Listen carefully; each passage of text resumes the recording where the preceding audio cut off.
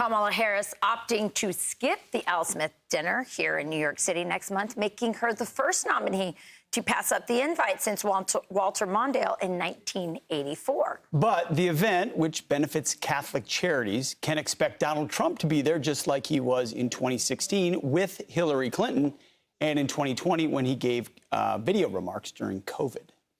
Our next guest predicted this exact scenario nearly a month ago. Fox Business correspondent and author of Go Woke, Go Broke, Charles Gasparino joins us now. Charlie, what did you predict a month ago? That we would just have a campaign that is manufactured and not exposed to public scrutiny? Kind of. I mean, listen, not like a broken clock, what can I tell you? I mean, I just reported it out, and it was kind of an overlooked story. The Al Smith dinner takes on, greater significance during a presidential year, where these presidential candidates get up there usually, unless some major scheduling thing at the last minute, or a disinvite. I think, correct me if I'm wrong, but I think Bill Clinton got disinvited by Cardinal O'Connor because of partial birth abortion, or it was some issue over abortion. But, barring these sort of extraneous, circumstances, the presidential candidates go there during a presidential year. They throw sharp elbows at each other. It's a freewheeling thing. Trump went at it with Hillary in 2016, which I suggest you go back and YouTube it because it's hysterical. I mean, he talked about her email server, made fun of it. People were laughing. She came back to him and said that Trump's speech was translated from the original Russian, which was really funny at the time.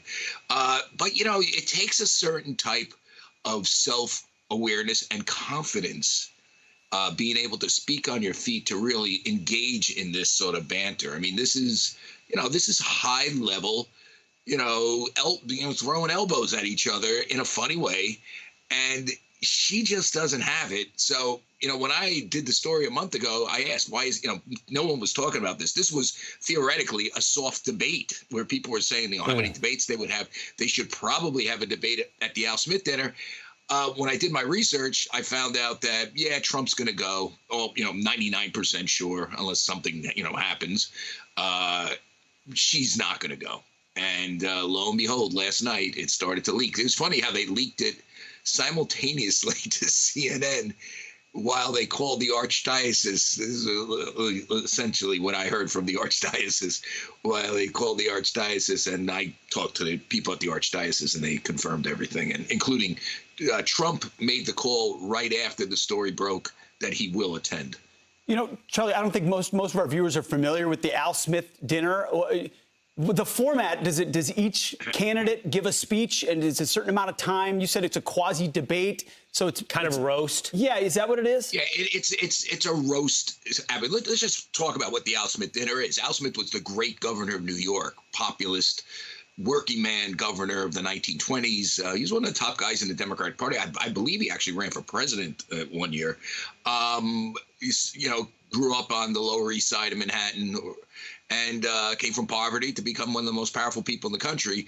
The dinner is named after him, and it supports Catholic charities, and it's put on by the archdiocese. So the Cardinal O'Connor, in this case, Dolan, will be there.